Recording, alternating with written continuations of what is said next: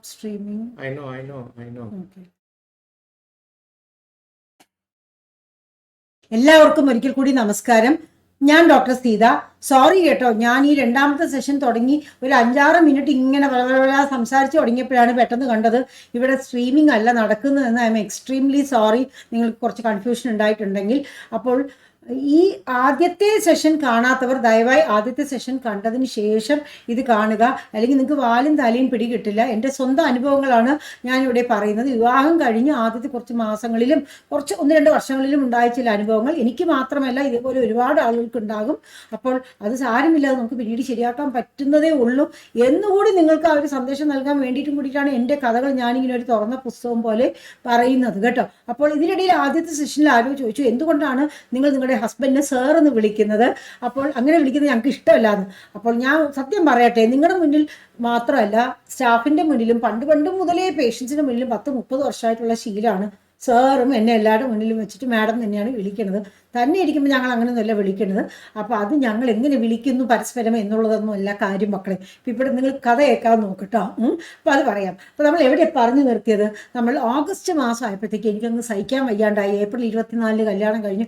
August മാസം ആയപ്പോഴത്തേക്ക് ഞാൻ സാറിനോട് പറഞ്ഞു, അയ്യോ തൽക്കാലം മൂന്നാറൊക്കെ ഞാൻ ഡ്രോപ്പ് ചെയ്യാം. മൂന്നാർ പോയില്ലെങ്കിലും സാരില്ല, ചെന്നൈക്കെങ്കിലും കൂട്ടിയിട്ട് പോകും. ചെന്നൈയിൽ സാറിൻ്റെ ചേച്ചി ഞങ്ങളെ വിരുന്നിന് വിളിച്ചിട്ടുണ്ട്. അപ്പോൾ അവിടേക്ക് ഒന്ന് പോകാം, എവിടെയെങ്കിലും ഒന്ന് പോകണം. എനിക്ക് ശ്വാസം മുട്ടുക ഇതിൻ്റെ ഉള്ളിൽ ഇങ്ങനെ തന്നെ ഇരുന്നിട്ട്, ഒരു മനുഷ്യർ ജീവിയെ പോലും കാണാണ്ട് മിക്ക ദിവസങ്ങളിലും എന്ന് പറഞ്ഞ് ഞങ്ങൾ ചെന്നൈക്ക് ടിക്കറ്റ് ബുക്ക് ചെയ്യുന്നതിന് മുമ്പ് സാറിൻ്റെ വീട്ടിൽ അച്ഛനോടും അമ്മയോടും പറഞ്ഞു, നിങ്ങൾക്ക് ഇങ്ങനെ പാരുங்க அங்கே வாக்காம், இங்கே பாருங்க, அங்கே கேட்கறது இல்லையா அவளுக்கு? കേൾക്കറതില്ല. അപ്പം സാർ അച്ഛൻ്റെ അടുത്ത് പറഞ്ഞപ്പം അച്ഛൻ പറഞ്ഞു, ഇങ്ങനെ ആറമായിട്ട് ജോലി ചെയ്യാൻ പറഞ്ഞപ്പം എനിക്ക് പഠിക്കണം, ജോലി ചെയ്യാൻ പറ്റില്ല എന്ന് പറഞ്ഞിട്ട് ഇപ്പോഴെന്താ ചുറ്റാൻ പോകണോ, മര്യാദയ്ക്കിരുന്ന് പഠിക്കാൻ നോക്കൂ, ചുറ്റാനൊന്നും പോകണ്ടെന്ന്. അപ്പോൾ ഞാൻ ചിണുങ്ങാൻ തുടങ്ങി. എന്തായാലും ഞങ്ങളത് വകവച്ചില്ല. അവർ പറഞ്ഞത് ഞങ്ങൾ ചെന്നൈക്ക് ടിക്കറ്റ് ബുക്ക് ചെയ്ത് ഞങ്ങൾ പോവുക തന്നെ ചെയ്തു. കുറച്ച് വിഷമം ഉണ്ടായി, എന്നാലും ഞങ്ങൾ പോവുക തന്നെ ചെയ്തു. അവിടെ പോയി ഞങ്ങൾ ഹോട്ടലിലാണ് റൂം എടുത്തത്. അവിടെ ചെന്നിട്ട് ചേച്ചിയുടെ വീട്ടിൽ 2-3 പ്രാവശ്യമൊക്കെ പോയി. അപ്പോൾ അവിടെ മൂത്ത ചേച്ചി, കാനഡയിൽ നിന്ന് വന്ന ചേച്ചി ആദ്യം ഞങ്ങളുടെ വീട്ടിൽ വന്നിരുന്നു, പക്ഷേ അവിടെ വെച്ചും ഞങ്ങൾ കണ്ടു. പിന്നെ എൻ്റെ ഫ്രണ്ടിൻ്റെ വീട്ടിലൊക്കെ പോയി, ബീച്ചിലൊക്കെ പോയി അടിച്ച് പൊളിച്ച് 3-4 ദിവസം കഴിഞ്ഞ് തിരിച്ച് വന്നു. ഒരു 2-3 ആഴ്ചയ്ക്ക് വലിയ കുഴപ്പമൊന്നും ഉണ്ടായിരുന്നില്ല. ഞാൻ സന്തോഷമായി പുസ്തകമൊക്കെ ഒന്ന് പൊടി തട്ടിയെടുത്ത് പഠിച്ചൊക്കെ തുടങ്ങി. അത് കഴിഞ്ഞപ്പോൾ വീണ്ടും ഏകാന്തത. കാരണം ബാക്കിയുള്ളവർ എത്ര പഠിച്ചു എന്ന് അറിയില്ല. കമ്പൈൻഡ് സ്റ്റഡിയാണ് എനിക്ക് എപ്പോഴും കൂടുതൽ ഇഷ്ടം. ഞാൻ പഴയ വീഡിയോയിൽ പറഞ്ഞിരുന്നത് പോലെ കമ്പൈൻഡ് സ്റ്റഡിയാണ് എനിക്ക് ഏറ്റവും ഇഷ്ടം. കാണുന്നുണ്ടോ, കേൾക്കുന്നുണ്ടോ? ഉണ്ടല്ലോ അല്ലേ? അപ്പോൾ കമ്പൈൻഡ് സ്റ്റഡിയാണ് എനിക്ക് ഏറ്റവും ഇഷ്ടം. അപ്പോൾ അത് കാരണം എനിക്ക് ഇങ്ങനെ ഫുൾ ടൈം ആരോടും മിണ്ടാതിരിക്കണത് ഭയങ്കര അരോചകമായി തോന്നി തുടങ്ങി. സാറിനെ കുറ്റം പറയാനും പറ്റില്ല, സാർ അത്രയ്ക്കും തിരക്കാണ്. രാത്രി മിക്ക ദിവസങ്ങളിലും ഞാൻ ആദ്യത്തെ സെഷനിൽ പറഞ്ഞ പോലെ കറണ്ടില്ല, ഇരുട്ടത്താണ്. പിന്നെ കുറേ വവ്വാലുകളുണ്ട്, അവയുടെ ആ ഒരു ചെറുകടി ശബ്ദവും പിന്നെ ഓരോ കോങ് പറഞ്ഞ ഓരോ ശബ്ദവും ഇതൊക്കെ കേട്ടുമ്പോൾ സത്യം പറഞ്ഞാൽ എനിക്ക് പകുതി ദിവസം നേരം ഉറങ്ങാൻ പറ്റാത്തൊരവസ്ഥയായി. അങ്ങനെ പതുക്കെ ഞാൻ പോലും അറിയാതെ ഞാനൊരു വിഷാദത്തിലേക്ക് അങ്ങ് കിടക്കുമായിരുന്നു കേട്ടോ. വളരെയധികം ഡിപ്രഷനായിപ്പോൾ എനിക്ക്. എൻ്റെ കഴിവിനൊന്നും ഒരു വിലയുമില്ല. എനിക്കിനി എൻട്രൻസിന് കിട്ടുമോ എന്ന് പോലും എനിക്ക് ഒരു ശങ്കയായി. എൻ്റെ അമ്മയും അച്ഛനെയും ഞാൻ എത്ര കണ്ട് ഞാൻ അവരെ വിഷമിപ്പിക്കും, ഞാൻ എങ്ങനെ അവരോട് പറയും ഇനിയും കുറച്ച് ദിവസം കൂടി വന്ന് നിൽക്കുന്നു? അത് ശരിയല്ലേ? അമ്മയ്ക്ക് അമ്മയുടെ ഉത്തരവാദിത്തങ്ങളില്ലേ? വീട്ടിൽ അനിയനുണ്ട്, അനിയത്തിയുണ്ട്, അച്ഛനുണ്ട്, എല്ലാവർക്കും ജോലിക്കും കോളേജിലൊക്കെ പോകേണ്ടതാണ്. അമ്മയ്ക്ക് വന്ന് നിൽക്കാൻ പറ്റുമോ? അത് പറയാൻ പറ്റില്ലല്ലോ അല്ലേ? അപ്പം എന്ത് ചെയ്യും? ഭയങ്കര സങ്കടമായി. അപ്പോൾ പലപ്പോഴും നമുക്ക് ഈ സങ്കടങ്ങൾ വരുമ്പോൾ നമ്മുടെ ശരീരത്തിൽ എവിടെയെങ്കിലും അത് പ്രതിഫലിക്കും. എനിക്കത് പ്രതിഫലിച്ചത് നടുവിലാണ് കേട്ടോ. ഭയങ്കര ബാക്ക് പെയിൻ. ഈ ബാക്ക് പെയിനിന് മരുന്ന് കഴിച്ചിട്ട് ഗ്യാസ്ട്രൈറ്റിസ്, എന്നിട്ട് കുറേ ഭക്ഷണം കഴിക്കും ആ ഗ്യാസ്ട്രൈറ്റിസ് കുറയാൻ. ഇത് കൂടാണ്ട് ടെൻഷൻ വരുമ്പോഴും ഡിപ്രഷൻ വരുമ്പോഴും പലരും ചെയ്യുന്ന പോലെ ഇമോഷണൽ ഓവർ ഈറ്റിംഗ്, ഇരുന്ന് കഴിക്കുക തന്നെ. സാറിനോട് അത് വാങ്ങിച്ചുകൊണ്ട് വരാൻ പറയുമ്പോൾ സാറ് ചിലപ്പോഴൊക്കെ പറയും ഇത് വേണോ ഇതൊക്കെ പറയുമ്പോൾ ഞാൻ പറയും എനിക്ക് വേണം, എനിക്കിവിടെ തന്നെ ഇരുന്ന് പറ്റില്ല എന്ന് പറയുമ്പം സാറ് വാങ്ങിച്ചുകൊണ്ട് വരും, ഞാൻ കഴിക്കില്ല. ഞാൻ തന്നെ ഉണ്ടാക്കാം. എനിക്കാണെങ്കിൽ മിക്സറായാലും മുറുക്കായാലും തട്ടയായാലും വടയായാലും എന്തായാലും എനിക്ക് നന്നായിട്ട് ഉണ്ടാക്കാനുണ്ട്. അപ്പം ഞാൻ ഉണ്ടാക്കി ഞാനങ്ങ് കഴിക്കുകയും ചെയ്യും, ഇരിക്കും, കുറച്ചൊക്കെ പഠിക്കും. പക്ഷെ എന്നാലും എനിക്ക് കിട്ടില്ല എൻട്രൻസിൽ കിട്ടില്ല എന്നുള്ളൊരു തോന്നൽ മാത്രം. കാരണം അതിന് തൊട്ട് പിറ്റേ വർഷം അതിന് മുൻപത്തെ വർഷം ഞങ്ങളുടെ എൻഗേജ്മെൻ്റ് ഉള്ള സമയത്ത് തന്നെ എൻട്രൻസിനൊക്കെ എഴുതി, അവസാനിച്ച് ടൈമിൽ തന്നെ എൻട്രൻസ് ഒക്കെ എഴുതി കുറേ പേർക്കൊക്കെ PG കിട്ടിയിരുന്നു. ആ വർഷം കുറേ പേർ വളരെ സിൻസിയറായിട്ട് സീരിയസ് ആയിട്ട് PG എൻട്രൻസിന് പഠിക്കുന്നുണ്ടോ എന്നുള്ളതും എനിക്കറിയാം. പക്ഷെ അവരെ കോൺടാക്ട് ചെയ്യാൻ ഒരു വഴിയില്ല, ഫോണില്ല, വാട്സപ്പില്ല, ഇമെയിലില്ല, ഒന്നുമില്ല. അപ്പോൾ എന്ത് ചെയ്യും? അപ്പോൾ എനിക്കാണെങ്കിൽ എപ്പോഴും എല്ലാവരും എന്നെക്കാട്ടും നന്നായി പഠിക്കുന്നുണ്ടാവും, എനിക്ക് എന്തായാലും കിട്ടാൻ പോകുന്നില്ല, എൻ്റെ ജീവിതം പോയി, ഞാൻ എന്തിനാണ് ഈ മനുഷ്യരെ കല്യാണം കഴിച്ചത്? എന്ന് വരെ തോന്നിയ സമയം ഉണ്ടായിരുന്നു. സംഭവം ആൾ കുഴപ്പമൊന്നുമില്ല, പക്ഷെ ഒരു കുടിയില്ല, ഒരു വലിയില്ല, വേറെ ദുസ്വഭാവങ്ങളൊന്നുമില്ല, എൻ്റെ അടുത്ത് സ്നേഹമൊക്കെ തന്നെയാണ്. ക്ഷീണം ഉള്ളപ്പോൾ മനുഷ്യന് എന്ത് ചെയ്യാൻ പറ്റും? ക്ഷീണം വരുമ്പോൾ ആളുടെ മുഖം ഒന്നാവും കേട്ടോ, അതൊരു കാര്യം. ക്ഷീണം വരുമ്പം നമ്മളിങ്ങനെ വിഷാദമായിട്ട് ഇരിക്കുമ്പോൾ വന്ന് എന്താ പറ്റിയത്, സാരില്ല, ഒരു 5 മിനിറ്റ് സംസാരിക്കാം എന്നാൾ പറയില്ല. ക്ഷീണം വരുമ്പോൾ ആളുടെ മുഖം ഇങ്ങനെ വീർത്തിരിക്കും. അപ്പം എൻ്റെ മനസ്സിൽ എപ്പോഴും ഞാൻ എന്തെങ്കിലും തെറ്റ് ചെയ്തിട്ടാണോ, ഞാൻ എന്തെങ്കിലും ഇതാക്കിയിട്ടാണോ എന്നുള്ളൊരു തോന്നൽ വരും. അപ്പോൾ എനിക്ക് ദേഷ്യം വരും. അപ്പം ഞാൻ എന്തെങ്കിലും പറയും, അപ്പോൾ ആളൊന്നും മിണ്ടില്ല, ആൾ കുറച്ചുകൂടി വിഡ്രോ ചെയ്യും. അങ്ങനെ വന്ന് വന്ന് വന്ന് വന്ന് ആകെ വിഷമായി, ഭയങ്കര സങ്കടമായി. അങ്ങനെ സങ്കടമായി ഏകദേശം ഒരു ഡിസംബർ ജനുവരി ഒക്കെ ആയപ്പോഴത്തേക്കും എൻ്റെ വെയിറ്റ് 52 കിലോ ആയിരുന്നു കല്യാണ സമയത്ത്, ഒരു 60 കിലോളായി. ഇനി ഞങ്ങൾ പാലക്കാട് പോയിട്ട് അവിടെ ഒരു ഓർത്തോപീഡിഷനൊക്കെ കാണിച്ചു കേട്ടോ. ആഴ്ചയിൽ ആകെ മൊത്തം പോകുന്ന പാലക്കാടേക്ക് മാത്രമാണ്. അപ്പോൾ പാലക്കാട് പോയപ്പം ഓർത്തോപീഡിഷനെ കാണിച്ചപ്പോൾ ഓർത്തോപീഡിഷൻ കുറച്ച് എക്സസൈസ് ഒക്കെ പറഞ്ഞു തന്നു. 2-3 ദിവസമൊക്കെ ഞാൻ എക്സസൈസ് ചെയ്തു. പിന്നെ ഈ ഡിപ്രഷൻ കാരണം നമുക്കൊന്നും ചെയ്യാൻ പറ്റില്ല, ഒന്നും ചെയ്യാനും തോന്നുന്നില്ല, ഭയങ്കര സങ്കടം, ഭയങ്കര കരച്ചിൽ, ഇതൊക്കെ ആയപ്പം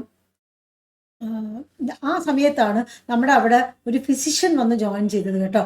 ആ ഫിസിഷ്യൻ വന്നിട്ട് എവിടെ വീട് മാവേലിക്കര ഭാഗത്തുള്ള ഒരു ഫിസിഷ്യൻ ആയിരുന്നു കേട്ടോ.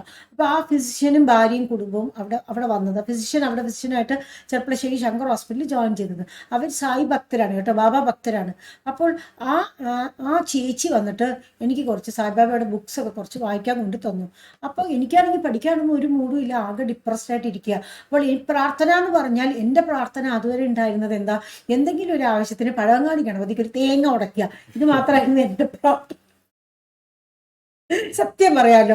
അപ്പം ഒരു എക്സാം പോസ്റ്റ്പോൺ ചെയ്യണമെങ്കിൽ, അല്ലെങ്കിൽ ഒരു കളഞ്ഞു പോയാൽ കിട്ടണമെങ്കിൽ, അല്ലെങ്കിൽ അമ്മ വഴക്ക് പറയാതിരിക്കണമെങ്കിൽ, അല്ലെങ്കിൽ ഒരു അവധി വേണമെന്നുണ്ടെങ്കിൽ, അല്ലെങ്കിൽ അങ്ങനെ വേണമെങ്കിൽ ഇങ്ങനെ വേണമെങ്കിൽ, എന്തെങ്കിലും ഏതിനും പഴവങ്ങാടി ഗണപതിക്ക് തേങ്ങ നേരുക എന്നുള്ളതിൽ കവിഞ്ഞ് ഒരു പ്രാർത്ഥന ഉണ്ടായിരുന്നില്ല.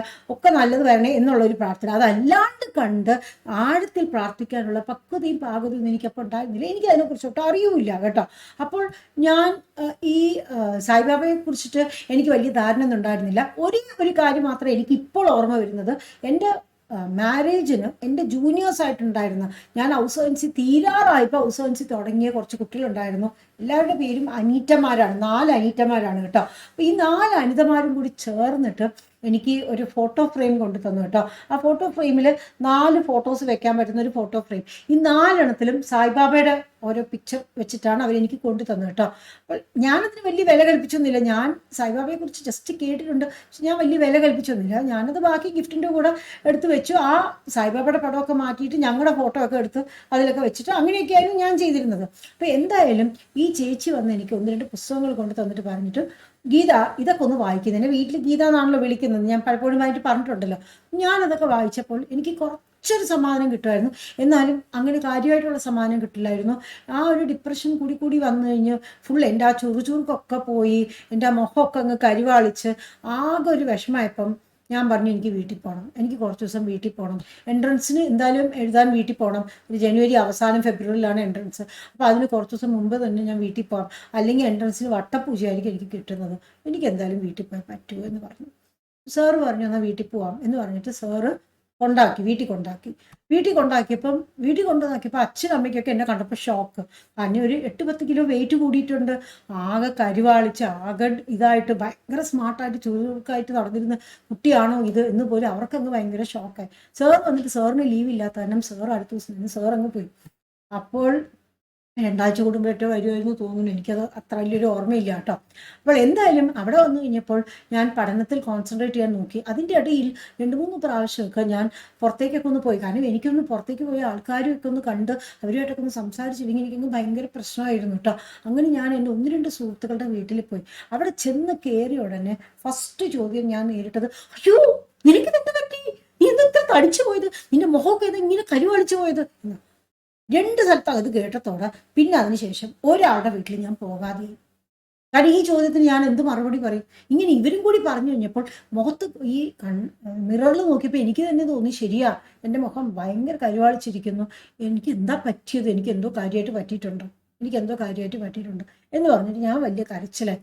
എനിക്ക് പഠിക്കാനും തോന്നിയില്ല, പക്ഷെ പഠിച്ചല്ലേ പറ്റൂ. കാരണം അറ്റ്ലീസ്റ്റ് എവിടെയെങ്കിലും PG കിട്ടിയ ഈ ഒരു ഭൂതബംഗ്ലാവിൽ നിന്നും രക്ഷപ്പെടാമല്ലോ എന്നുള്ള മട്ടിൽ ഞാനിരുന്ന് പഠിക്കാൻ നോക്കി. പക്ഷെ 10-15 ദിവസത്തിൽ എന്ത് പഠിച്ചെടുക്കാനാണ്? അങ്ങനെ എന്തായാലും എൻട്രൻസ് പരീക്ഷയ്ക്ക് പോയി എഴുതി, പക്ഷെ ക്വാളിഫൈ ചെയ്തൊന്നുമില്ല. ക്വാളിഫൈ ചെയ്യാത്തപ്പോൾ എനിക്കങ്ങ് ഭയങ്കര വിഷമായി. അപ്പോൾ അതൊക്കെ കഴിഞ്ഞപ്പോഴത്തേക്കും സാറിൻ്റെ വീട്ടിൽ നിന്ന് കത്ത് വന്നു, എനിക്ക് കത്ത് വന്നു, ഇങ്ങനെ ഇനിയിപ്പോൾ പരീക്ഷയൊക്കെ കഴിഞ്ഞല്ലോ, അവനവിടെ തന്നെ ഇരിക്കുകയാണ്, തിരിച്ചങ്ങോട്ടേക്ക് പോകാനുള്ള പണി നോക്കുന്നു.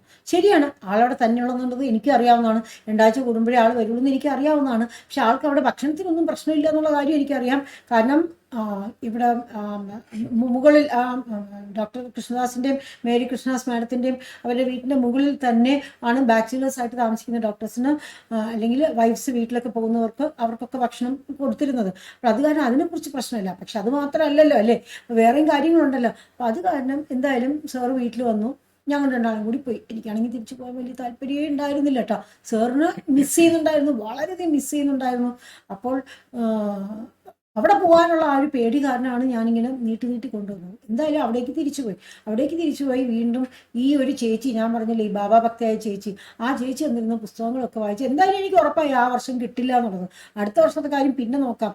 ആദ്യം ഞാൻ എങ്ങനെയെങ്കിലും ഞാനൊന്ന് എൻ്റെ ആരോഗ്യം ശരിയാക്കാൻ നോക്കട്ടെ, എൻ്റെ മെൻ്റൽ ഹെൽത്ത്, എനിക്ക് എൻ്റെ എൻ്റെ ഒരു സ്മാർട്ട്നെസ്സും അതൊക്കെ ഒന്ന് ശരിയാക്കാൻ നോക്കട്ടെ, എൻ്റെ ധൈര്യമൊക്കെ തിരിച്ചു വരട്ടെ എന്ന് പറഞ്ഞ് അതിനു വേണ്ടി ഞാനിങ്ങനെ പ്രാർത്ഥനയും കാര്യങ്ങളൊക്കെ തുടങ്ങിയിട്ടാണ്. അപ്പോഴാണ് ശരിക്കും ഈ തേങ്ങ ഉടക്കലും മറ്റേതും മറിച്ചതും അല്ലാണ്ട് ശരിക്കും ഞാൻ പ്രാർത്ഥിക്കുന്നത്. ഞാൻ ആ പുസ്തകങ്ങളൊക്കെ ഇരുന്ന് വായിക്കാൻ തുടങ്ങി. അപ്പം അതെല്ലാം കഴിഞ്ഞപ്പം ഒരു ദിവസം കുറച്ചൊന്ന് സമാധാനമായിരുന്ന സമയത്താണ് ഞങ്ങൾ 2 ആളും കൂടി ആലോചിച്ചത്, ഇനി ഇവിടെ നിന്നാൽ ശരിയാവില്ല, ഈ വീട്ടിൽ നിന്ന് കഴിഞ്ഞാൽ കുറച്ചുകൂടി കഴിഞ്ഞാൽ വീണ്ടും പ്രശ്നം വരും. വേറെ ക്വാർട്ടേഴ്സ് തരാൻ പറഞ്ഞപ്പോൾ അപ്പോഴത്തേക്കും അവർക്ക് മനസ്സിലായി വേറെ ക്വാർട്ടേഴ്സ് തന്നിട്ടില്ലെങ്കിലും ഞങ്ങൾക്ക് പ്രശ്നമൊന്നും ഇല്ലയെന്ന് പറഞ്ഞു. അവർ വേറെ ക്വാർട്ടേഴ്സൊന്നും ഇല്ലയെന്ന് പറഞ്ഞു. അങ്ങനെ ഞങ്ങൾക്ക് വേറെ ക്വാർട്ടേഴ്സ് ഒന്നും കിട്ടിയില്ല.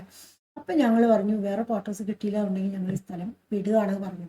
അവരത് ആദ്യം സീരിയസ് ആക്കി എടുത്തില്ല, പക്ഷെ സീരിയസ് ആക്കി എടുത്തു. എന്നിട്ട് അവർ പറഞ്ഞു എന്നാൽ വേറെ ക്വാർട്ടേഴ്സ് വേണമെങ്കിൽ തരാമെന്ന്. പക്ഷെ അപ്പോഴത്തേക്ക് എനിക്ക് അവിടെ താമസിക്കാൻ ഒട്ടും താല്പര്യമില്ലാണ്ടായി. അങ്ങനെ സാർ ഒരു ദിവസം ചേർത്തലയിലേക്ക് പോയി. ചേർത്തല എന്ന് പറയുമ്പോൾ സദേൺ പാർട്ടാണല്ലോ, പാലക്കാട് എന്ന് പറയുമ്പോൾ നോർത്തിലല്ലേ. അപ്പോൾ ചേർത്തലയിലേക്ക് പോയി. അതിനിടയിൽ ഞങ്ങൾ വേറെ കുറേ സ്ഥലത്തൊക്കെ അന്വേഷിച്ച് തുടങ്ങി കേട്ടോ. അഞ്ചൽ എന്ന് പറഞ്ഞ് കൊല്ലത്തിൻ്റെ അടുത്തുള്ള അഞ്ചൽ എന്ന് പറഞ്ഞ സ്ഥലത്തൊക്കെ സാറിന് ഒരു ഓഫർ വന്നു. പിന്നെ ചേർത്തലയിൽ ഒരു ഓഫർ വന്നു.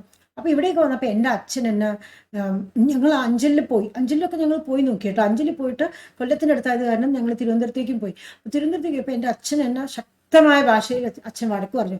അച്ഛൻ ഭീഷണിപ്പെടുത്തി. അച്ഛൻ പറഞ്ഞു ഇങ്ങനെ, ദാറ്റ് ഈസ് അവരുടെ വീട് പാലക്കാടാണ്, നമ്മുടെ വീടാണ് തിരുവനന്തപുരത്തിൻ്റെ അടുത്ത്. അപ്പോൾ അവിടെ നിന്ന് പിടിച്ചുകൊണ്ട് ഇങ്ങോട്ടേക്ക് വരാൻ പാടില്ല, ഇങ്ങനെ നിങ്ങളുടെ മകനെ അവിടെ നിന്ന് ഇങ്ങോട്ടേക്ക് കൊണ്ടുവന്നു എന്നുള്ള പേര് എനിക്ക് കേൾക്കാൻ പാടില്ല, മര്യാദയ്ക്ക് അവിടെ അടുത്തെങ്ങാനും ഇരുന്നോളും, ഈ ഭാഗത്തേക്ക് വരാൻ പറ്റില്ല എന്ന് എൻ്റെ അച്ഛൻ കണിശമായിട്ട് എന്നോട് പറഞ്ഞു കേട്ടോ. അപ്പം ഞാൻ പറഞ്ഞല്ലേ ഇവിടുന്ന് ഓഫർ കിട്ടിയതാണ്. അച്ഛൻ പറഞ്ഞു എന്തായാലും അങ്ങോട്ട് പോകണ്ടെന്ന്. എന്തായാലും ഞങ്ങൾ അഞ്ചലിലേക്ക് പോയില്ല. അച്ഛൻ അതിന് തീർത്തും എതിരായിരുന്നു. അച്ഛൻ പറഞ്ഞു ട്രിവാൻഡ്രത്തിൻ്റെ അടുത്തുള്ള ഒരു സ്ഥലത്തേക്കും വരാൻ പാടില്ല എന്ന് ശക്തമായി തന്നെ അച്ഛൻ നിർദ്ദേശിച്ചു. ആ സമയത്ത് അച്ഛനോട് കുറച്ച് ദേഷ്യം തോന്നിയെങ്കിലും എനിക്ക് തോന്നി അച്ഛൻ അത് ചെയ്തത് വളരെ കറക്റ്റായിട്ടുള്ളൊരു കാര്യമായിരുന്നു കേട്ടോ. എല്ലാ അച്ഛന്മാരും അങ്ങനെ തന്നെയാണ് ചെയ്യേണ്ടത്. അപ്പോൾ എന്തായാലും അപ്പോൾ ചേർത്തല എന്ന് പറയുമ്പോൾ അവിടെ ഇല്ല നടുക്കുള്ള ഒരു സ്ഥലം എന്ന മട്ടിൽ ഞങ്ങൾ ചേർത്തലയിൽ ഒരു ഹോസ്പിറ്റലിൽ ഞങ്ങൾ ജോയിൻ ചെയ്തു. ഞങ്ങൾ പറയുമ്പോൾ ഇദ്ദേഹം മാത്രം ജോയിൻ ചെയ്തു. അപ്പോൾ ഇദ്ദേഹം ജോയിൻ ചെയ്യാൻ പോകുമ്പോൾ ആള് മാത്രമാണ് പോയത്. എനിക്ക് അപ്പോഴത്തേക്കും നടുവേനും കൊണ്ട് ഇരിക്കാനും നിൽക്കാനും പറ്റാത്തൊരവസ്ഥയായിരുന്നു. ഇദ്ദേഹം മാത്രം ചേർത്തലയിൽ പോയി അവിടെ കാര്യങ്ങളൊക്കെ സംസാരിച്ച് എല്ലാം കഴിഞ്ഞ്. അപ്പോൾ ഇവിടെ കിട്ടുന്നതിനെക്കാട്ടിലും സാലറിയും ഉണ്ട്, ഒരു 2000-3000 രൂപ ഏറ്റവും സാലറി കൂടുതലുണ്ട്. അപ്പോൾ അതിനു മുൻപ് ചെന്നൈയിൽ ചേച്ചി പറഞ്ഞു അവിടെ ചേച്ചിക്ക് ഹോസ്പിറ്റലുണ്ട്, അവിടെ വന്നിട്ട് ഈ ബാക്ക് പെയിൻ എന്താണെന്ന് കാരണം കണ്ടുപിടിച്ച് ചികിത്സിച്ചതിന് ശേഷം പോയി ജോയിൻ ചെയ്താൽ മതിയെന്ന്. അപ്പോൾ ആദ്യം തന്നെ സാർ അവിടെ പറഞ്ഞു ഇങ്ങനെ 1 മാസത്തെ ഗ്യാപ്പ് കഴിഞ്ഞിട്ട് ഞങ്ങളൊന്ന് ജോയിൻ ചെയ്യുള്ളൂ എന്ന് പറഞ്ഞു. സാധനങ്ങളൊക്കെ ഇവിടെ ഞാൻ പറഞ്ഞില്ലേ നമുക്ക് ഈ ഫിസിഷ്യൻ്റെ ആ വൈഫ്, ആ ചേച്ചിയും ബാക്കിയുള്ളവരും ഞങ്ങൾ എല്ലാവരും കൂടി ചേർന്ന് പാക്ക് ചെയ്ത്, എനിക്കൊക്കെ വളരെ എഫിഷ്യൻ്റായിട്ട് വളരെ സ്മാർട്ടായിട്ട് പാക്കിംഗ് ഒക്കെ വളരെ നന്നായി ചെയ്യുന്ന വ്യക്തിയാണ്. കാരണം ഞങ്ങൾ ഇടയ്ക്കിടയ്ക്ക് വീട് മാറുന്നായിരുന്നല്ലോ ഞങ്ങൾ അച്ഛനോട് താമസിക്കുമ്പം. പക്ഷേ എനിക്ക് ആ സമയത്തൊന്നും ചെയ്യാനേ പറ്റിയിരുന്നില്ല കേട്ടോ. ഈ ചേച്ചിയും കൂടിയൊക്കെ ഹെൽപ്പ് ചെയ്ത് എന്തൊക്കെയൊക്കെ പാക്ക് ചെയ്ത് സാധനങ്ങളൊക്കെ ചേർത്തലയിൽ ലോറിയിൽ സാറ് കൊണ്ടുപോയി ഇട്ടിട്ട് അവിടെ നിന്ന് സാറ് പാലക്കാടേക്ക് വന്നു. സാറിൻ്റെ അച്ഛൻ ഇവിടെ ചപ്പളശ്ശേരി വന്ന് എന്നെയും കൊണ്ട് പാലക്കാടേക്ക് കൊണ്ടുപോയി. പോകുന്ന വഴി മുഴുവൻ ചീത്ത വടക്ക്. ഞാൻ പറയൂ കേട്ടോ, വിചാരിക്കരുത്. വടക്ക് പറഞ്ഞുകൊണ്ടേയിരുന്നു. നീ ഇങ്ങനെ ധൈര്യം ഇല്ലാണ്ടിരുന്നാൽ എങ്ങനെയാണ്, നീ ധൈര്യമുള്ള കുട്ടിയാണെന്ന് പറഞ്ഞില്ലേ കല്യാണം കഴിപ്പിച്ചത് ആന ചേരാ. ഞാനൊന്നും മിണ്ടിയില്ല കേട്ടോ. കാരണം അപ്പോഴത്തേക്ക് എനിക്ക് തിരിച്ച് പറയാനുള്ള പ്രതികരിക്കാനുള്ള ശക്തി പോലും നഷ്ടപ്പെട്ടിരുന്നു. ഞാൻ ആകെ ഒരു മരവിച്ച ഒരു അവസ്ഥയിലായിരുന്നു. അവിടെ പോയി അവിടെ പോയി അതിൻ്റെ ഇടയിൽ ഒരു 100 പ്രാവശ്യം നിന്റെ തടി ഇങ്ങനെ കൂടി, ഇങ്ങനെയാണ്, ഇങ്ങനെ തടി കൂടുന്നുള്ള ഒരു പെൺകുട്ടിയാണെന്ന് അറിഞ്ഞ് നീ കല്യാണം കഴിപ്പിക്കില്ലായിരുന്നു, ഇങ്ങനെയൊക്കെ കൂടെ പറഞ്ഞു കേട്ടോ. അപ്പോൾ അതൊന്നും ഞാൻ മൈൻഡേ ചെയ്തില്ല കേട്ടോ. കാരണം എനിക്ക് അതിനപ്പുറമൊക്കെ എൻ്റെ വിഷമമൊക്കെ അതിലും കൂടുതൽ എൻ്റെ ജീവിതം ഇനി എന്താവും, എനിക്കിനി പഠിക്കാൻ പറ്റുമോ, എനിക്കിനി ജോലി ചെയ്യാൻ പറ്റുമോ, അല്ലെങ്കിൽ ഇങ്ങനെ തന്നെ ആയിപ്പോവോ എന്നൊക്കെ. ഇതൊന്നും അല്ലല്ലോ നമ്മൾ സ്വപ്നം കണ്ടത്, ഒരു ഡോക്ടറായത് ഇതൊന്നും ആലോചിച്ചിട്ടല്ലല്ലോ എന്നൊക്കെ വെച്ചിട്ട് ഞാനൊന്നും മിണ്ടിയില്ല കേട്ടോ. അവിടെ ഒരു ദിവസം ഉണ്ടായിരുന്നു, അടുത്ത ദിവസം സാറും വന്നു ചേർത്തലയിൽ നിന്ന്. സാറിനെ കണ്ടപ്പോഴാണ് എനിക്കൊരു ശ്വാസം വീണ് കിട്ടിയത്. അതിന് ശേഷം ഞങ്ങൾ ചെന്നൈക്ക് പോയി. ചെന്നൈയിലത്തെ ചേച്ചി, ഇപ്പം ഇവർ 8 മക്കളാണ് കേട്ടോ. അപ്പോൾ ഞാൻ പറയുമ്പോൾ എല്ലാവരും നല്ലവരാണ്, എല്ലാവരും നല്ല സ്നേഹമുള്ളവരാണ്. പക്ഷെ എനിക്ക് എപ്പോഴും തോന്നിയിട്ടുള്ളത് ഏറ്റവും കൂടുതൽ സ്നേഹം മനുഷ്യരോടുള്ളത് ചെന്നൈയിലത്തെ ചേച്ചിക്കും പിന്നെ രണ്ടാമത് സാറിനും. അപ്പോൾ ഇവർക്ക് രണ്ടുപേർക്കാണ് ഏറ്റവും കൂടുതൽ സ്നേഹം മനുഷ്യരോടുള്ളത്. ബാക്കിയുള്ളവർക്ക് സ്നേഹം ഇല്ല എന്നല്ല, ബാക്കി ആരും തെറ്റിദ്ധരിക്കരുത്. പക്ഷേ ആ ചെന്നൈത്തെ ചേച്ചി എന്ന് പറയുന്നത് വളരെ നല്ലൊരു ചേച്ചിയാണ്. അപ്പോൾ ആ ചേച്ചി വന്ന് ഹോസ്പിറ്റലിൽ ഞങ്ങൾക്കായിട്ട് തന്നെ ഒരു റൂമൊക്കെ സജ്ജീകരിച്ച്, വീട്ടിലാണെങ്കിൽ ഞങ്ങൾക്ക് ബുദ്ധിമുട്ട് വരും, അവരുടെ ഇൻലോസിൻ്റെ കൂടെയൊക്കെയാണ് താമസിക്കുന്നത്. അപ്പം ആ ഒരു ഹോസ്പിറ്റലിൽ റൂമൊക്കെ സജ്ജീകരിച്ച് ഞങ്ങളെ അവിടെ പിടിച്ചിരുത്തി ഞങ്ങൾക്ക് വേണ്ട ടെസ്റ്റുകളും കാര്യങ്ങളും, എനിക്ക് വേണ്ട ടെസ്റ്റുകളും കാര്യങ്ങളും, മറ്റേതും മറിച്ചതും ആ കാര്യങ്ങളെല്ലാം ചെയ്ത്, ഈവൻ നെർവ് കണ്ടക്ഷൻ സ്റ്റഡീസ് എന്നൊക്കെ പറയും. അതായത് നമ്മുടെ ഈ സയാറ്റിക് നെർവ് എന്ന് പറയില്ലേ, നമ്മുടെ ഈ ബട്ടക്സിൽ അവിടെ ഒരു ഇത് നീളിൽ കുത്തി അതിൽ ഇലക്ട്രിസിറ്റി ഇട്ടിട്ട് ആ നെർവ് എങ്ങനെയാണ്, ആ നെർവ് എത്രത്തോളമാണ് അത് പിടയ്ക്കുന്നതെന്ന് അറിയാൻ എൻ്റെ അമ്മേ, സ്വർഗമല്ല നരകം കണ്ട് തിരിച്ചു വന്നു ഞാൻ കേട്ടോ. തിരിച്ചേ വരണ്ട, അവിടെ തന്നെ ഇരുന്നാൽ മതി തോന്നിപ്പോയി കേട്ടോ. അത്രയ്ക്കും കഷ്ടപ്പെട്ട് അവർ സ്റ്റിറോയിഡ് ഗുളിയൊക്കെ സ്റ്റാർട്ട് ചെയ്ത് ഞാനങ്ങ് ചേർത്ത് തടിച്ച്, എന്നെ കല്യാണത്തിനൊന്നും കണ്ടവരാർക്കും എന്നെ മനസ്സിലാക്കാൻ പറ്റില്ല. ആ ഫോട്ടോ ഇല്ല, അതും കഴിഞ്ഞൊരു വർഷം കഴിഞ്ഞിട്ടുള്ള ഫോട്ടോ ആണ് ഞാനിവിടെ കാണിച്ചു തരും. എന്തേ കണ്ടില്ലേ, ഈ ഞാനാണ്. 52 കിലോ കല്യാണത്തിനുണ്ടായിരുന്ന ഞാനാണ്. 1.5 വർഷം കഴിഞ്ഞപ്പോൾ എൻ്റെ സ്ഥിതി ഇതായിരുന്നു. മനസ്സിലായില്ലേ? ഒരു 10-15 കിലോ അല്ല അതിന് കൂടുതൽ കൂടിയിട്ടുണ്ട് കേട്ടോ. അപ്പോൾ അതെല്ലാം കഴിഞ്ഞ് ഒരു മാസമൊക്കെ കഴിഞ്ഞ് കഴിഞ്ഞപ്പം ഞങ്ങൾ എന്തായാലും ചേർത്തലയ്ക്ക് തിരിച്ചു വന്നു. ചേർത്തലയ്ക്ക് തിരിച്ചു വന്നപ്പോഴും എനിക്ക് പഠിക്കാൻ കൂട്ടില്ല, ആരുമില്ല, ബുക്സ് ഇല്ല. അപ്പോഴത്തേക്കും ഔട്ട് ഓഫ് ടച്ച് ആയിപ്പോയി. എനിക്ക് കിട്ടും എന്നുള്ള പ്രതീക്ഷയില്ല, എൻ്റെ ആത്മവിശ്വാസം നഷ്ടപ്പെട്ടു. അപ്പോൾ എൻ്റെ അമ്മ പറഞ്ഞു, അങ്ങനെയാണെങ്കിൽ ഒരു കാര്യം ചെയ്യും, അപ്പോൾ നമുക്ക് അറ്റ്ലീസ്റ്റ് പഠിത്തത്തിൻ്റെ കാര്യം പിന്നെ ആവാം, അറ്റ്ലീസ്റ്റ് കുട്ടികളെങ്കിലും ആവട്ടെ, ഏതെങ്കിലും ഒന്നെങ്കിലും നടക്കട്ടെ എന്ന്. അപ്പം ഞാൻ വിചാരിച്ചു, എന്നാൽ ശരി, പിള്ളേരെങ്കിൽ പിള്ളേർ ഏതെങ്കിലും ഒന്നെങ്കിലും നടക്കട്ടെ. പിള്ളേർ എനിക്ക് ഇഷ്ടമാണ്, ഭയങ്കര ഇഷ്ടമാണ്. പക്ഷേ ഞാൻ എപ്പോഴും കരുതിയിരുന്നത് PG ഒക്കെ കഴിഞ്ഞിട്ട് അല്ലെങ്കിൽ PGക്ക് കിട്ടിയിട്ട് മതി എന്നൊക്കെയായിരുന്നു എൻ്റെ ആഗ്രഹം. പക്ഷേ ആ സമയത്ത് ഇങ്ങനൊരു അവസ്ഥ വന്നപ്പോൾ എന്ന് പറഞ്ഞാൽ അതിനു വേണ്ടി ട്രൈ ചെയ്തു. പക്ഷെ അപ്പോഴത്തേക്ക് എന്തു പറ്റി, നമുക്ക് പലർക്കും പറ്റുന്ന പോലെ, നിങ്ങൾക്ക് പലർക്കും പറ്റുന്ന പോലെ എനിക്കും ഹോർമോണൽ ഇംബാലൻസ് വന്നുപോയി. 10-15-16 കിലോ ഒക്കെ കൂടി ഡിപ്രഷനിലും ഉണ്ട്, ഹോർമോൺ ഇംബാലൻസ് ഒക്കെ വന്ന്, ടിപ്പിക്കൽ PCOSൻ്റെ ആ ഒരു പിക്ചർ തന്നെ ആയിരിക്കണം. അങ്ങനെയൊക്കെ വന്ന് പീരിയഡ്സ് ഒക്കെ ഇറഗുലറായി തുടങ്ങി. അപ്പം നമ്മൾ പ്രഗ്നൻസിക്ക് ട്രൈ ചെയ്താലും നമുക്ക് സക്സസ് ആകാത്ത ആ ഒരു വിഷമായിപ്പോയി. അങ്ങനെ ആയപ്പോൾ അതും വലിയൊരു ടെൻഷനായി. പിന്നെ ആ ഹോസ്പിറ്റലിൽ ചേർത്തലയിൽ ആ ഹോസ്പിറ്റലുകാർക്ക് എന്തൊക്കെയോ സാങ്കേതിക തടസ്സങ്ങളുള്ളത് കാരണം ആ ആശുപത്രി തന്നെ അവർക്ക് പൂട്ടേണ്ടതായിട്ട് വന്നു. അങ്ങനെ ആയപ്പോൾ നമ്മൾ അവിടെ നിന്ന് പിന്നീട് കോഴഞ്ചേരിക്ക് പോയി. കോഴഞ്ചേരിക്ക് പോയപ്പോൾ അവിടെ ഒരു 7-8 മാസം, ഒരു 10 മാസമൊക്കെ ആയിട്ട് ഉണ്ടായിരുന്നുള്ളൂ. കോഴഞ്ചേരിയിൽ പത്തനംതിട്ട അവിടെ പുയാനിൽ ഹോസ്പിറ്റലിൽ സാറ് ജോയിൻ ചെയ്തു.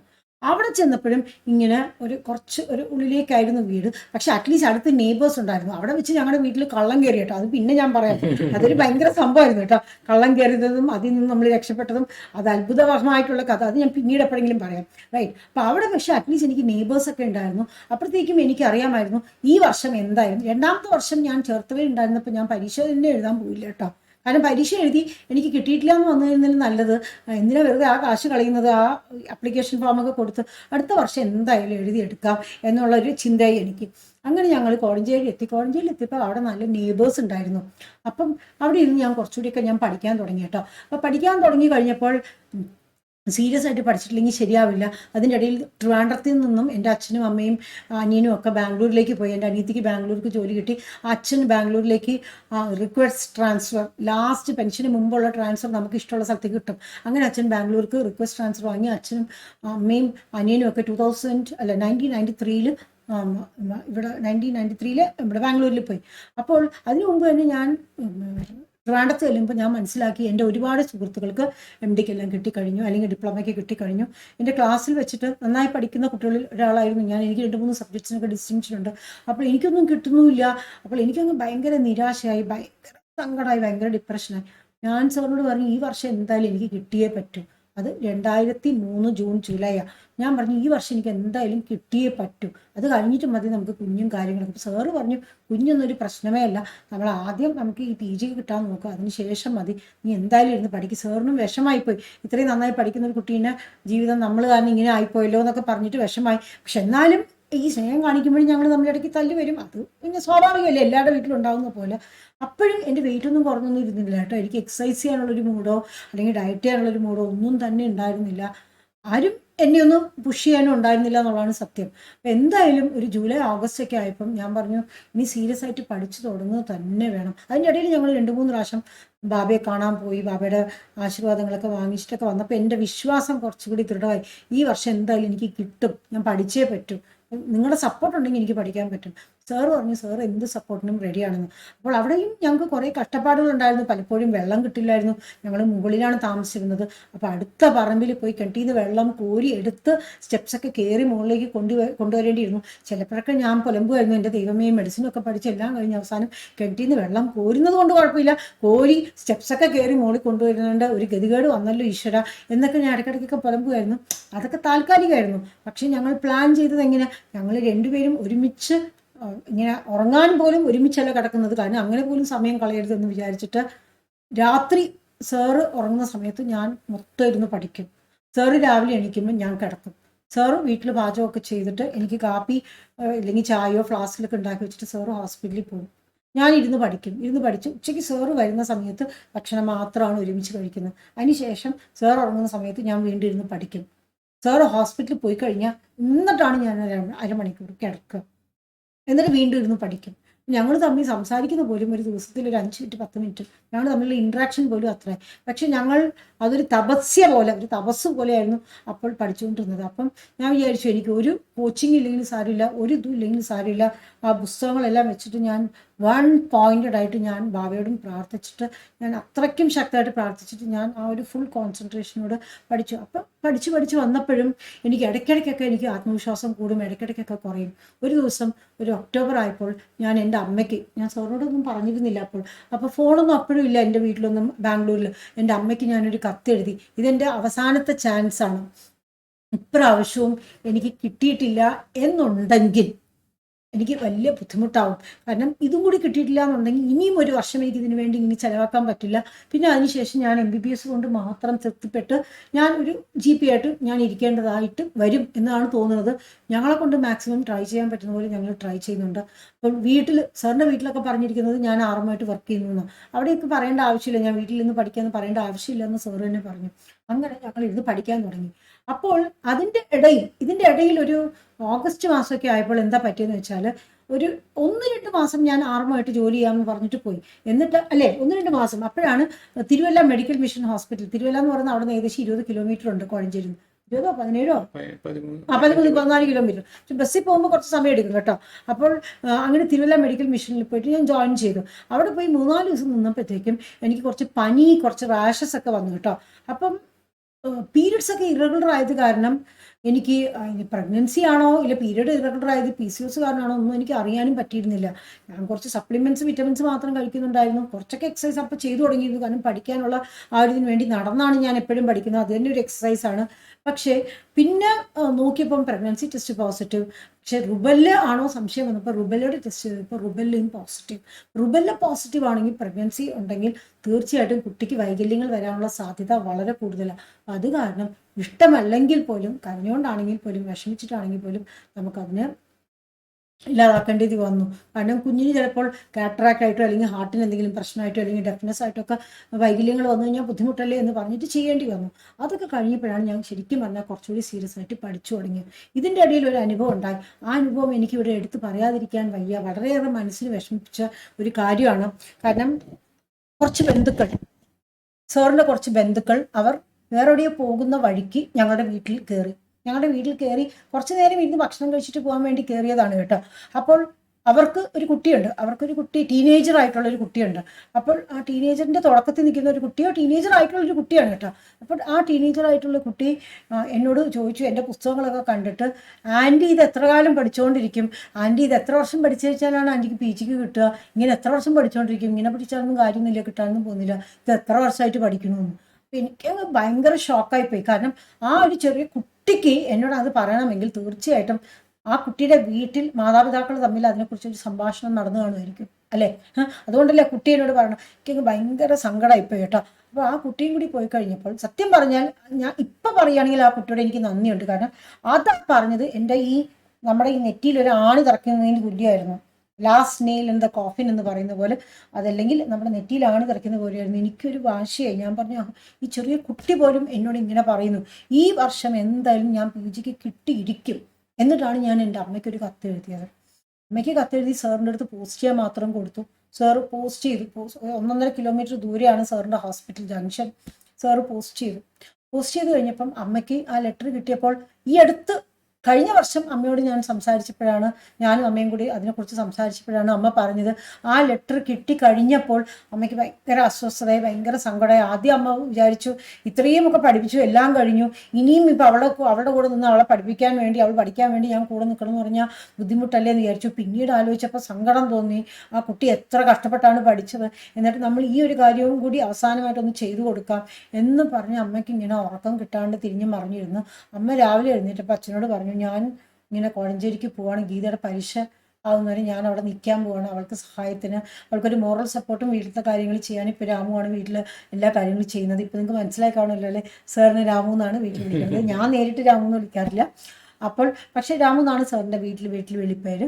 അപ്പം ഞാൻ പോവുകയാണ്. അപ്പോൾ സാർ അല്ല, അമ്മ അങ്ങനെ പറഞ്ഞപ്പോൾ അച്ഛൻ അന്തം വിട്ടുപോയി. എൻ്റെ ദൈവമേ, നീ എങ്ങനെ പോകുന്നു വെച്ചിട്ടാ, ഇവിടെ എൻ്റെ പിള്ളേരുടെ കാര്യം ആരും നോക്കും, അവൾ തന്നെ പഠിച്ചോട്ടെ, അവൾക്ക് പഠിക്കാനുള്ള പ്രാപ്തിയൊക്കെ ഉണ്ട്, അവൾ പഠിച്ചോളും എന്ന് പറഞ്ഞു. അപ്പോൾ അച്ഛനെ ഭയങ്കര ഇഷ്ടമാണ്. പക്ഷെ അച്ഛൻ്റെ എൻ്റെ കഴിവിൽ വിശ്വാസം, അമ്മയ്ക്കും വിശ്വാസമാണ്. പക്ഷെ ഞാൻ ഈ സെൻറ്റി ആയിട്ട് കത്തൊക്കെ എഴുതിയപ്പോൾ അമ്മയ്ക്ക് ആകെ സങ്കടമായി കേട്ടോ. അങ്ങനെ എന്തായാലും ട്രെയിനിനൊന്നും ടിക്കറ്റ് കിട്ടിയില്ല, ബസ്സിൽ പുറപ്പെട്ടു അമ്മ ഇങ്ങ് വന്നു കേട്ടോ. ഇത്രയും ദൂരം നോക്കണേ, ബാംഗ്ലൂരിൽ നിന്ന് കോഴഞ്ചേരി വരെ വരിക എന്ന് പറയുമ്പോൾ ചില്ലറ കാര്യമൊന്നുമല്ല. അപ്പോൾ അമ്മ ബസ്സിൽ നിന്ന് അവിടെ നിന്ന് പുറപ്പെട്ട് കഴിഞ്ഞിട്ടാണ് അടുത്ത ദിവസം രാവിലെയാണ് അച്ഛൻ ഓഫീസിൽ നിന്ന് വിളിച്ച് പറയണത്, അതെ അമ്മ ഇപ്പോൾ ഉച്ചയാകുമ്പോൾ എത്തിട്ടോ, അമ്മ ഇന്നലെ ഇവിടെ നിന്ന് ബസ്സിന് പുറപ്പെട്ടിട്ടുണ്ടെന്ന്. അപ്പം ഞങ്ങൾക്ക് ഷോക്കായിപ്പോയി കേട്ടോ. അപ്പം എനിക്ക് സന്തോഷം കൊണ്ടുള്ള ഷോക്ക്, സാറിനാണെങ്കിൽ നമ്മൾ അമ്മയെ കഷ്ടപ്പെടുത്തിയിട്ടുള്ളത് എന്ന ഷോക്ക്. എന്തായാലും അമ്മ വന്നു 2-3 ദിവസം അമ്മയായിട്ടൊക്കെ സംസാരിച്ചൊക്കെ ആയിരുന്നു. അതിനുശേഷം അമ്മ വീട്ടിലത്തെ കാര്യങ്ങളൊക്കെ നോക്കി. ഞാൻ ചെന്ന് മൂഡ് ഓഫ് ആകുമ്പോൾ അമ്മ കുറച്ച് ഒന്ന് പ്രോത്സാഹിപ്പിക്കും. ചിലപ്പോൾ വഴക്ക് കൂടി കഴിഞ്ഞാൽ ആ വാശിക്ക് ഞാൻ പഠിക്കുമല്ലോ എന്ന ആ ഒരു കാര്യത്തിൽ എനിക്ക് അങ്ങനെ ഒരു ഇതുണ്ട്. ആരെങ്കിലും എൻ്റെ അടുത്ത് ഇത് നിനക്ക് ചെയ്യാൻ പറ്റില്ല എന്ന് പറഞ്ഞാൽ, ആഹാ അങ്ങനെയാണോ, എന്നാൽ ചെയ്ത് കാണിച്ചിട്ടുള്ളൂ കാര്യം എന്ന മട്ട. സാറിന് ആകെ അത് മനസ്സിലായി.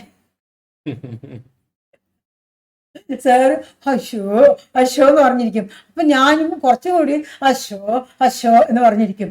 അപ്പൊ എന്നെ ഒന്ന് വാശി കയറ്റുക എന്നുള്ളൊരു കാര്യം ആണ് വേണ്ടതെന്നുള്ളത് സാറിന് അപ്പോഴും അത്ര പിടുത്തമില്ലായിരുന്നില്ല കേട്ടോ. അപ്പോഴും ഇപ്പൊ കുറച്ചൊക്കെ പിടുത്തമുണ്ട് കേട്ടോ. ഇപ്പൊ വലിയ പിടുത്തമില്ലെങ്കിലും കുറച്ചൊക്കെ പിടുത്തമുണ്ട്. പക്ഷെ ആ സമയത്ത് ഒട്ടും ഇല്ലായിരുന്നു കേട്ടോ. അമ്മ എന്നെ വാശി പിടിപ്പിച്ച് ഞാൻ പഠിച്ച് എൻ്റെ എക്സാമിൻ്റെ ഒരു 2 ദിവസം മുമ്പ് അമ്മ തിരിച്ചുപോയി. ഞങ്ങൾ ട്രിവാൻഡ്രത്തേക്ക് പോയി. ഇനി പഴവങ്ങാടിക്ക് തേങ്ങ, വികാസ് ഭവന്, ഹനുമാന്, എന്താ വെണ്ണക്കാപ്പ്, ആറ്റുകാൽ ഭഗവതിക്ക് മറ്റേത്, അങ്ങനെ ഇനി നേരാനൊന്നുമില്ല. എല്ലാം നേർന്നിട്ട് ഞങ്ങൾ പോയി ആ പരീക്ഷ ഞാൻ വിജയകരമായി പാസ്സായി. അത് കഴിഞ്ഞിട്ട് തിരിച്ചു വന്ന് പിന്നീട് എനിക്ക് മുംബൈക്ക് അഡ്മിഷൻ കിട്ടി. മുംബൈയിലാണ് MD ഗൈനക്കോളജി ചെയ്ത് MD DG ഒക്കെ ചെയ്തത്. അപ്പോൾ എനിക്ക് പറയാനുള്ളത്, ഇനിയും പറയാനുണ്ടെങ്കിൽ ഈ ഡിപ്രഷൻ്റെ കഥകൾ ഇനിയും ഉണ്ട് കേട്ടോ. പക്ഷെ അതൊക്കെ കുറച്ച് വർഷങ്ങൾ കഴിഞ്ഞിട്ടാണ്. അത് ഇതിലും ഭീകരമായിട്ടുള്ള പ്രശ്നങ്ങളിലൂടെ ഞങ്ങൾ കടന്നു പോയിട്ടുണ്ട്.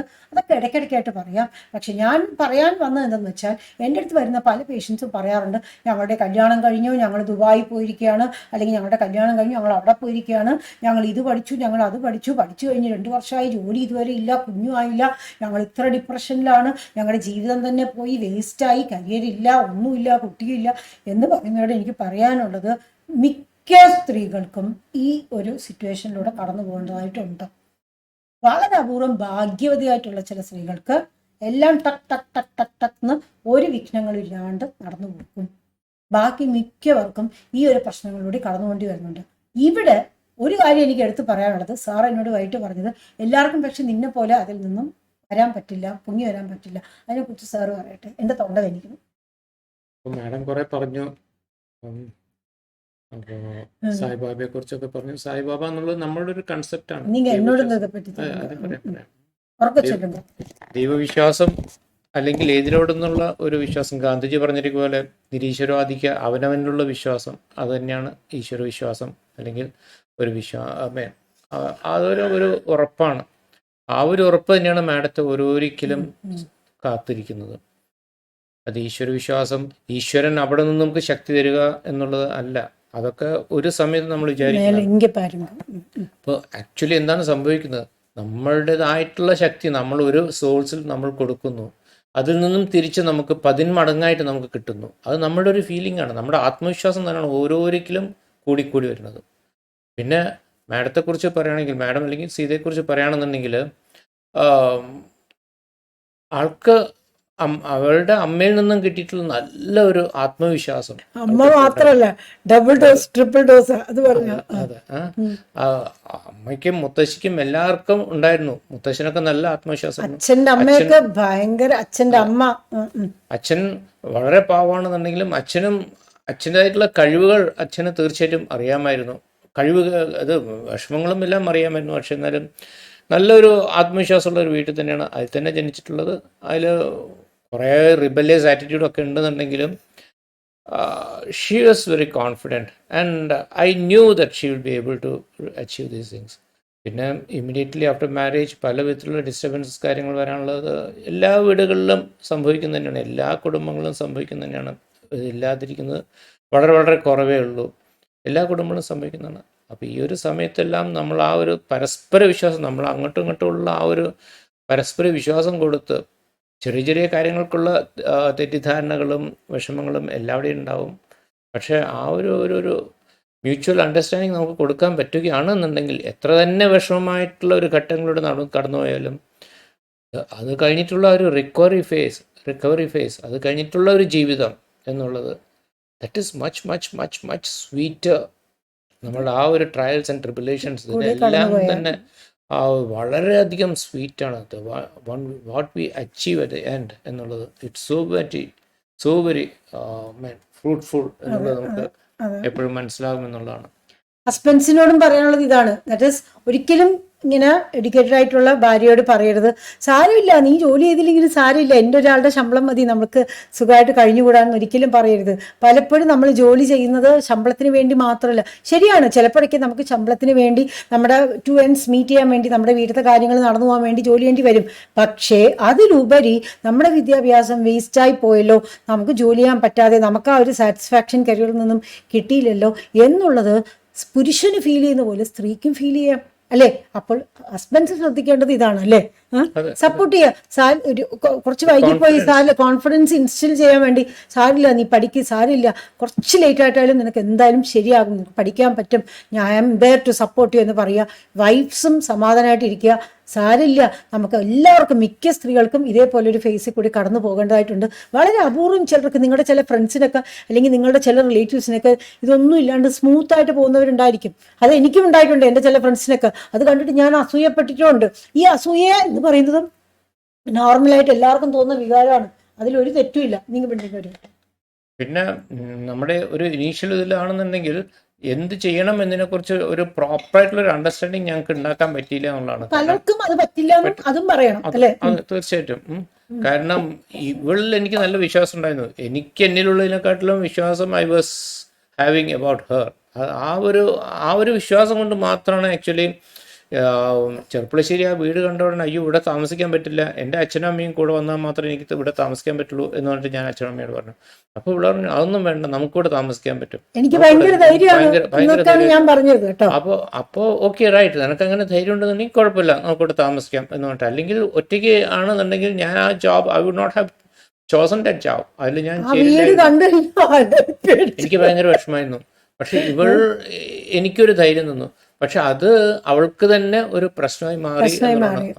So that was the basic mistake which we did immediately after marriage. കാരണം അതേപോലെ തന്നെ അവൾക്ക് ടീച്ചിങ്ങിലാണ് ഏറ്റവും കൂടുതൽ താല്പര്യം എന്നുള്ളത് എന്നെ പറഞ്ഞ് ബോധ്യപ്പെടുത്തിയിരുന്നു എന്നുണ്ടെങ്കിൽ തീർച്ചയായിട്ടും അവൾ എവിടെയെങ്കിലും ഒരു മെഡിക്കൽ കോളേജിൽ ട്യൂട്ടറായിട്ട് ജോയിൻ ചെയ്യാൻ വേണ്ടിയിട്ട് ഞാനത് ശ്രമിച്ചിട്ടുണ്ടാവുമായിരുന്നു. അതിന് തൊട്ടടുത്ത് എവിടെയെങ്കിലും ഒരു ക്ലിനിക്കായിട്ട് പോകാൻ വേണ്ടിയിട്ട്. പക്ഷെ ഓഫ് കോഴ്സ് അതെല്ലാം ഫോർ എ ബെറ്റർ കോസ് തന്നെയാണ്, അതെല്ലാം ഞങ്ങൾ കടന്നുകൊണ്ടായിരുന്നു. പക്ഷേ ഇനീഷ്യലി ആ ഒരു കാര്യം മനസ്സിലാക്കിയിരുന്നു എന്നുണ്ടെങ്കിൽ തൊട്ടടുത്ത് എവിടെയെങ്കിലും ഒരു ക്ലിനിക്ക് സ്റ്റാർട്ട് ചെയ്യാനോ അല്ലെങ്കിൽ വേറൊരു ഹോസ്പിറ്റൽ ജോയിൻ ചെയ്യാനോ ഞാൻ ശ്രമിച്ചിട്ടുണ്ടാവുമായിരുന്നു. പിന്നീട് ഞാനത് റിയലൈസ് ചെയ്യുമ്പോൾ it was too very late എന്നുള്ളതാണ്. അവിടെ എനിക്ക് പറയാനുള്ളത്, നമുക്ക് എല്ലാവർക്കും തന്നെ ഈ ഒരു പ്രായത്തിൽ നമ്മുടെ പാഷൻ എന്താണെന്ന് തിരിച്ചറിഞ്ഞു കൊള്ളണമെന്നും ഇല്ല. അതെ അതെ. അപ്പോൾ അത് നമ്മൾ എന്തായാലും ഒന്ന് സീരിയസ് ആയിട്ട് ആലോചിക്കണം. You should take A paper pen and എന്നിട്ട് ഓരോരുത്തരും അവരവരുടെ പ്ലസ് മൈനസ് എന്തൊക്കെ ആയിരിക്കണം എന്നുള്ളത് നമ്മൾ എഴുതി നമ്മളത് സീരിയസ് ആയിട്ട് ആലോചിച്ചൊന്ന് എഴുതി ചെയ്യുകയാണെന്നുണ്ടെങ്കിൽ കൂടി നന്നായിരുന്നേക്കാം എന്നാണ് എനിക്ക് തോന്നുന്നത്. അതെ. ഒരുപാട് അപ്സ് ആൻഡ് ഡൗൺസ് നമ്മുടെ എല്ലാവരുടെ ലൈഫിൽ എന്ന പോലെ ഞങ്ങളുടെ ലൈഫിലും വന്നിട്ടുണ്ട്. സ്മൂത്തായിട്ട് പോകാന്നുള്ളത് വളരെ അപൂർവമായിട്ട്, മേ ബി ഇപ്പം കുറച്ച് കാലമായിട്ടേ ഉള്ളൂ. അല്ലെങ്കിൽ Ding Ding Ding Ding Ding Ding ഇങ്ങനെയായിരുന്നു കേട്ടോ. ഒന്നും പറയണ്ട കേട്ടോ. അതിൻ്റെ കൂടെ ഞങ്ങളുടെ പിള്ളേരും അതിൻ്റെ കൂടെ ഡിങ് ഡിങ് ഡിങ് ഡിങ്. പക്ഷെ കുട്ടികൾക്ക് വലിയ പ്രശ്നമൊന്നും വന്നില്ല എന്നുള്ളത് ദൈവത്തിൻ്റെ സ്തുതി. ദേവിക്കും ബാബയ്ക്കും ഉള്ള ആ ഒരു നമ്മുടെ നന്ദിയും നമസ്കാരവും രേഖപ്പെടുത്തിക്കൊള്ളുന്നു. അപ്പോൾ എനിക്ക് എല്ലാ സ്ത്രീകളോടും, കല്യാണം കഴിക്കാൻ പോകുന്നവരോടും, കല്യാണം കഴിഞ്ഞവരോടും, ഇനി കല്യാണം കഴിഞ്ഞ് വർഷങ്ങൾ കഴിഞ്ഞവരോടും ഒക്കെ എനിക്ക് പറയാനുള്ള കാര്യം, വർഷങ്ങൾ കഴിഞ്ഞവർ പഴയ കാര്യം പൊക്കിക്കൊണ്ടുവരരുത്. അന്ന് അങ്ങനെ പറ്റിയല്ലോ, ഇന്നങ്ങനെ പറ്റിയല്ലോ. കുറച്ച് കാലം മുമ്പ് വരെ ഞാനും ഇടയ്ക്കൊക്കെ അങ്ങനെ ചെയ്യുമായിരുന്നു കേട്ടോ. ഇപ്പം അത്ര ചെയ്യാറില്ല. പണ്ടൊക്കെ ചെയ്യുമായിരുന്നു കേട്ടോ.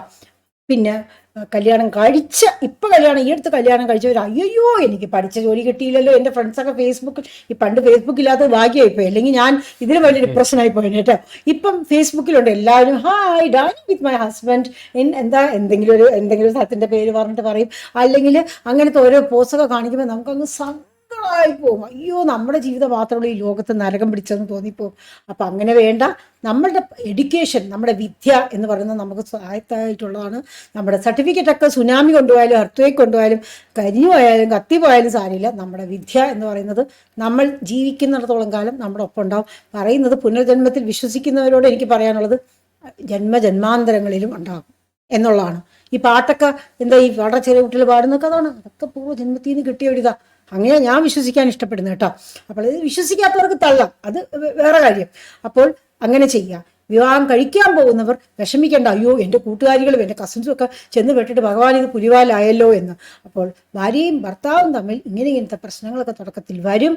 അപ്പോൾ നമ്മൾ രണ്ടുപേരും ഇങ്ങനെയൊക്കെയാണ് കൈകാര്യം ചെയ്യേണ്ടതെന്ന് മനസ്സിലാക്കി കഴിഞ്ഞാൽ നമ്മൾക്ക് ഈ കൗൺസിലിംഗ് കൊടുക്കേണ്ടതിൻ്റെ ആവശ്യകത വളരെ കുറയും. അതിൻ്റെ അർത്ഥം എന്താ?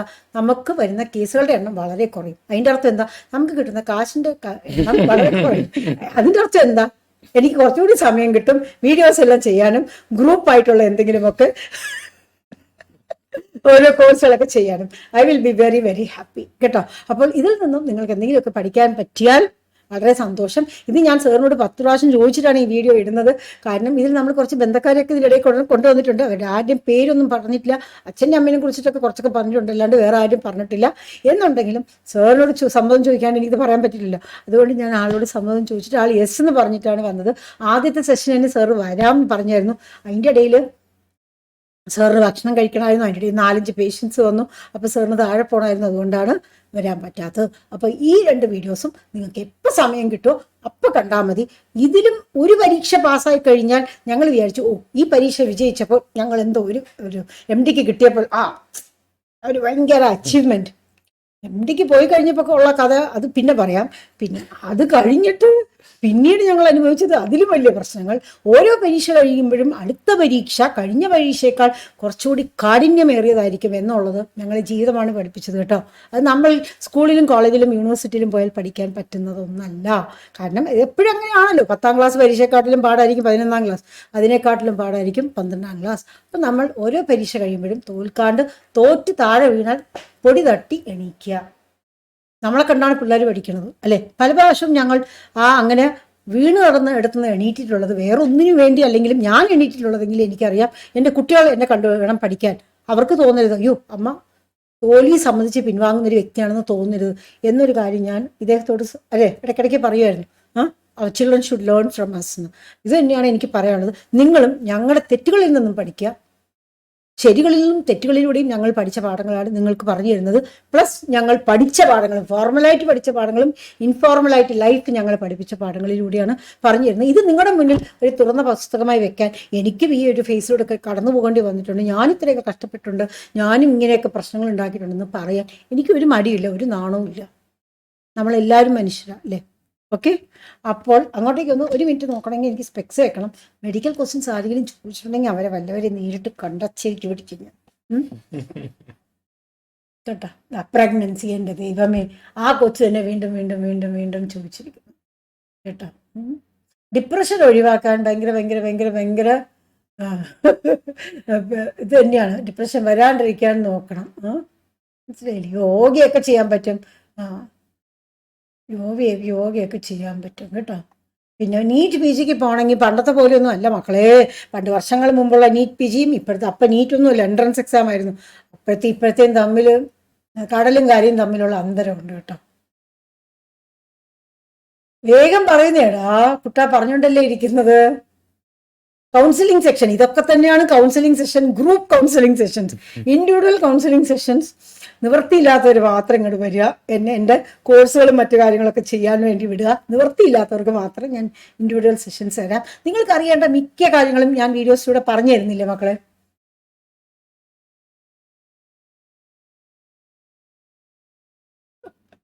പ്രഗ്നൻസിയുടെ കാര്യം ആരോ പിന്നെ ചോദിച്ചുകൊണ്ടിരിക്കുന്നത്. മാം, ലൈഫിൽ ഏറ്റവും കൂടുതൽ ഡിപ്രഷൻ അടിച്ച സിറ്റുവേഷൻ ഏതാണ്? അയ്യോ, അതൊക്കെ പറയാനുണ്ട്, അതൊക്കെ പിന്നെ പറയാം കേട്ടോ. ആങ്കർ കൺട്രോൾ ചെയ്യാൻ എന്താ ചെയ്യുക? അത് 2, 3, 4 വീഡിയോകളിൽ പറയണം. ഇങ്ങനെ പറഞ്ഞാൽ പറ്റില്ല. അതിനൊക്കെ ഒരു പ്രത്യേകം കോഴ്സ് വേണം കേട്ടോ. അല്ലാണ്ട് പറയാൻ പറ്റില്ല. ഓക്കെ ഉമ്മ, എല്ലാവർക്കും love you all, good night, bye. എത്ര സമയമായി? കുറെ സമയമായി അല്ലേ?